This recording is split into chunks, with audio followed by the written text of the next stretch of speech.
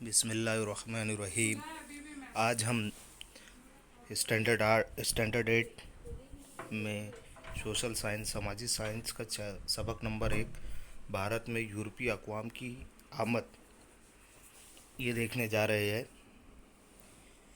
میں آپ کو یہ پڑھ کر کے ایکسپلین کروں گا، آپ کو بغور یہ ویڈیو دیکھنا ہے، سمجھنا ہے، اور پھر آخر میں پوچھے جانے والے سوالات کے جوابات دینا رہے گا، ٹھیک ہے؟ اس سے قبل کی جماعت میں ہم سیکھ چکے ہیں کہ سالوں قبل ہمارا ملک سر فہرست تھا۔ دنیا میں ہمارے ملک کی انوکھی اہمیت تھی۔ دیس پردیس کے لوگ ہماری خوشحالی اور تہذیب سے متاثر ہو رہے تھے۔ دنیا کے زیادہ لوگ ملک میں تجارت کرنے اور روپیہ حاصل کرنے کے لیے بے قرار تھے۔ البتہ اس سے قبل بھی بری راستے سے ہمارے ملک میں غیر ملکی تاجر بھائی بھی سرحد سے آتے اور تجارت کرتے۔ بری راستے مطلب پانی کے راستے۔ بری راستے سے عرب تاجر سالوں سے تجارت کرتے ہیں، لیکن ترکوں کے قسطنطنیہ فتح کر لینے سے حالات بدلے۔ تب بری راستے کی تجارت رک گئی، جس سے یورپی ملکوں میں بھارت کی اشیاء جیسا کہ ریشم، سوتی کپڑا، ململ، مرچ مسالے، دال چینی وغیرہ کی مانگ بڑھ گئی۔ ان حالات کا فائدہ اٹھانے کے لیے یورپ کے زیادہ تر ملکوں نے بھارت پہنچنے والے بحری راستے کو دریافت کرنے کے منصوبے عمل میں رکھے۔ بحری راستے کا یہاں پر ایک میپ دیا گیا ہے۔ بحری راستہ یعنی پانی کا راستہ، اور بری راستہ یعنی زمینی راستہ، ٹھیک ہے؟ دیکھتے آگے۔ وقت گزرنے کے ساتھ یورپ کے دیگر ملکوں کی مہم، جو ملاحوں نے بھارت آنے کی بحری راستوں کو دریافت کرنے کی ابتدا کی۔ کولمبس بھارت آنے والے بحری راستے کو دریافت کرنے کا بیڑا اٹھانے والے کئی مہم جو میں سے ایک اٹلی کا مشہور باشندہ کولمبس تھا۔ وہ مانتا تھا کہ مشرق میں جانے کے لیے مغرب کی جانب سے بھی جا سکتے ہیں۔ ایسا کس طرح سوچا ہوگا؟ وہ سوچو، کولمبس بھارت آنے کے لیے نکلا، لیکن وہ حادثہ انجام طور پر امریکہ جا پہنچا، اور وہ جب تک زندہ رہا وہاں تک وہ اپنے آپ کو ہندوستان کا دریافت کرنے والا مانتا رہا۔ آج بھی امریکہ کے باشندوں کو ریڈ انڈین اور اس کے کنارے کے جزیروں کو ویسٹ انڈیز کہتے ہیں۔ واسکو ڈی گاما بھارت آنے والے بحری راستے کو دریافت کرنے میں کامیابی حاصل کرنے والا پرتگال کا باشندہ واسکو ڈی گاما تھا۔ اس کا جہاز افریقہ کے جنوب میں کیپ آف گڈ ہوپ کا چکر لگا کر ہند مہاساگر میں ہو کر 22 مئی 1498 کے روز کالی کٹ بندرگاہ پہنچا۔ اس وقت تو کالی کٹ کا راجہ زامورین تھا۔ اس نے ان پرتگالی لوگوں کو تجارت کرنے کی اجازت دی۔ 1500 میں پرتگالیوں نے تجارت کرنے کے لیے کالی کٹ میں تجارتی مرکز قائم کیا۔ اس کے دائرے میں قلعہ تعمیر کر کے البوکرک نامی ایک سپہ سالار کو اس کا محافظ مقرر کیا۔ مینگلور، کوچین، لنکا، دیو، گوا اور ممبئی کا جزیرہ اپنے اقتدار میں لیا۔ پرتگالی اقتدار کا خاتمہ۔ 17ویں صدی کے ابتدا میں پرتگالیوں کی تجارت بنگال کی جانب بڑھنے لگی۔ اس وقت تو دہلی میں مغل بادشاہ شاہجہاں کی حکومت تھی۔ بنگال کے صوبے دار نے شاہجہاں کو پرتگالیوں کے برتاؤ کے خلاف شکایت درج کرائی۔ نتیجے میں شاہجہاں کے حکم سے ہگلی کی تجارت کوٹی کو گرا دیا گیا اور جہازوں کو جلا دیا گیا۔ اس طرح پرتگالی اقتدار کا خاتمہ ہوا، اور پرتگالیوں کا اقتدار صرف دیو، دمن اور گوا تک ہی محدود رہا۔ ڈچ عوام۔ پرتگالیوں کی آمد کے بعد 100 سال میں تقریباً 16ویں صدی کے آخری حصے میں ہالینڈ، حال کا نیدرلینڈ کے باشندے ڈچ لوگ تجارت کے لیے آئے۔ سب سے پہلے پلی کٹ، مدراس، حالیہ چنئی میں انہوں نے اپنی کوٹیاں قائم کی۔ 1663 میں آگرہ میں بھی انہوں نے کوٹی قائم کی۔ اس درمیان انگریز بھی بھارت میں آ پہنچے۔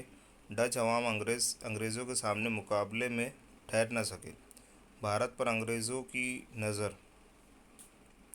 1600 میں انگلینڈ کی رانی الزبیتھ کی حکومت کے دوران انگریزوں نے ایسٹ انڈیا کمپنی کی بنیاد ڈالی۔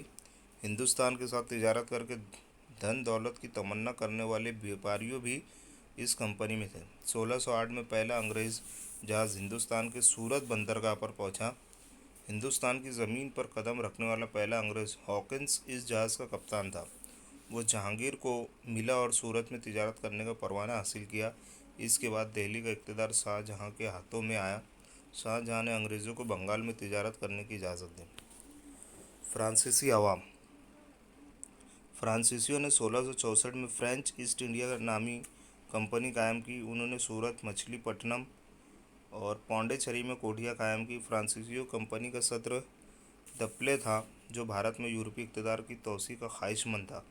यूरोपीय अक़वाम में अंग्रेज़ों और फ्रांसीसियों की दो ताकतवर कंपनियां एक दूसरे के हरीफ थीं। इनमें कई तकरार और लड़ाइयाँ हुई, जिसमें आखिरकार अंग्रेज़ कामयाब हुए। बंगाल में अंग्रेज़ों की तिजारत।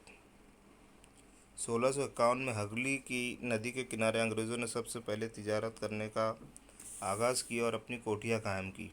आसपास किले तामीर किए, अपनी हिफाजत के लिए सिपाही रखे और मुग़ल बादशाह औरंगज़ेब के पास से सालियाना के बदले महसूल अदा किए बगैर तिजारत करने का परवाना हासिल किया। अंग्रेज़ों की सवारी और कोठियाँ ये तस्वीर के अंदर बताई गई है। देखते हैं आगे। अब कंपनी ज़्यादा से ज़्यादा दौलत हासिल करने की लालच में पड़ चुकी थी। बंगाल में टैक्स माफ़ करने, तिजारत करने के हुक्म में सिर्फ कंपनी को ही तिजारत करने की इजाज़त थी, लेकिन कंपनी के अफसरान ज़ाती तिजारत में भी टैक्स अदा नहीं करते थे, जिसकी वजह से बंगाल की टैक्स की आमदनी कम हो गई, जिसकी बंगाल के नवाब मुर्शिद अली खान की मुखालफत की। ये तनाव रोज़ बरोज़ बढ़ता रहा। आखिरकार इसके नतीजे में 1757 की प्लासी की जंग हुई। प्लासी की जंग 1756 में सिराजुद्दौला बंगाल का नवाब बना, जिसका अंग्रेज़ों पर दबदबा था। इस वजह से अंग्रेज़ इसको नापसंद करते थे। सिराजुद्दौला बंगाल का नवाब ना रहे, इसलिए अंग्रेज़ों ने साजिश की और सिराजुद्दौला के दुश्मनों को मदद की। सिराजुद्दौला ने कंपनी को हुक्म दिया कि कंपनी की रियासत के मामले में दखल अंदाजी ना करे, अंग्रेज़ अपनी कोठियों की किलाबंदी ना करे, कानूनी तौर पर टैक्स अदा करे, शराइत पर अमल करते हुए तिजारत करे। इन मामलात में दोनों पार्टियां सुलह के लिए रजामंद न हुई, इसलिए नवाब ने 30,000 सिपाहियों को साथ लेकर अंग्रेज़ कोठी पर हमला किया। नवाब की फ़ौज ने अंग्रेज़ों को कैदी बनाया और इनके जहाज़ों का मुहासरा किया। अंग्रेज़ फ़ौज ने रॉबर्ट क्लाइव की रहबरी में जवाबी हमला किया। रॉबर्ट क्लाइव ने सिराजुद्दौला के सिपह सालार मीर जाफ़र को नवाब बनाने की लालच देकर मदद के लिए इसको रजामंद कर लिया। प्लासी की जंग में क्लाइव ने सिराजुद्दौला को हराकर दगाबाजी से कत्ल किया।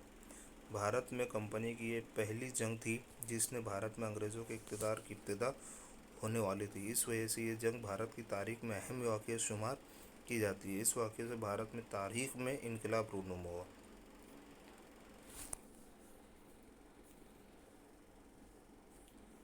आगे देखते हैं बक्सर की जंग। प्लासी की जंग के बाद कंपनी ने मीर जाफ़र को बंगाल का नवाब बनाकर अपनी ख्वाहिश पूरी की, लेकिन कंपनी को ऐसे आदमी की ज़रूरत थी जो इनके इशारों पर काम करे। लेकिन चंद मामलात में मीर जाफ़र ने कंपनी की मुखालफत की। इस वजह से कंपनी ने इसको हटाकर इसकी जगह मीर कासिम को नवाब बनाया।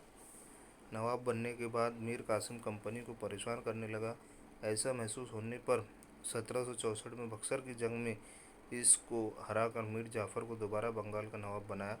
1765 में मीर जाफ़र का इंतकाल हुआ। इसके बाद क्लाइव खुद बंगाल का नवाब बन गया। इस तरह बंगाल से शुरू होने वाला अंग्रेज़ों का इक़्तिदार मुकम्मल भारत को किस तरह ग़ुलामी की ज़ंजीरों में जकड़ लेना और ईस्ट इंडिया कंपनी की एक तिजारती कंपनी से आगे बढ़कर पूरे बर्रे सगीर का ताकतवर इक़्तिदार बन गए। इससे मुतालिक मज़ीद मालूमात इसके बाद के सबक में सीखेंगे। प्लासी की जंग और सिराजुद्दौला के इंतकाल के बाद मुतालिक पुराने अखबारों में अहवाल शाये हुए थे। इनमें से एक अखबार बरतानिया और एक अखबार पटना से शाये हुआ हो, तो इन दोनों अखबारों की हेडलाइन क्या होगी? अभी हमने ये देखे पहला सबक जमात 8वीं का पहला सबक है ये, भारत में यूरोपीय अक़वाम की आमद। इसमें हमने देखे कि भाई किस तरीके से अंग्रेज़ लोग जो हिंदुस्तान में आए तिजारत की गर्ज से और फिर पूरे हिंदुस्तान पर हाकिम बन गए।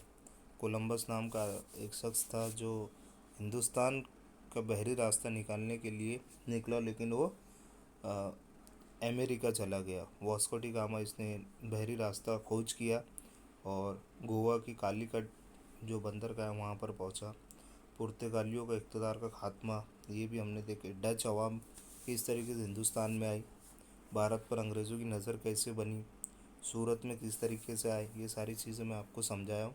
फ्रांसीसी अवाम, बंगाल में अंग्रेज़ों की तिजारत और प्लासी की जंग, बक्सर की जंग, ये आपको बताया। अब नीचे जो है कुछ सवालात दिए हैं, ये सवालात मैं आपको ब्लैक बोर्ड पर करवाऊँगा और उसकी वीडियो अलग से रहेंगी, वो वीडियो भी आपको अपलोड की जाएंगी। इन सवालात के जवाब आपको लिख करके भेजना रहेगा, ठीक है।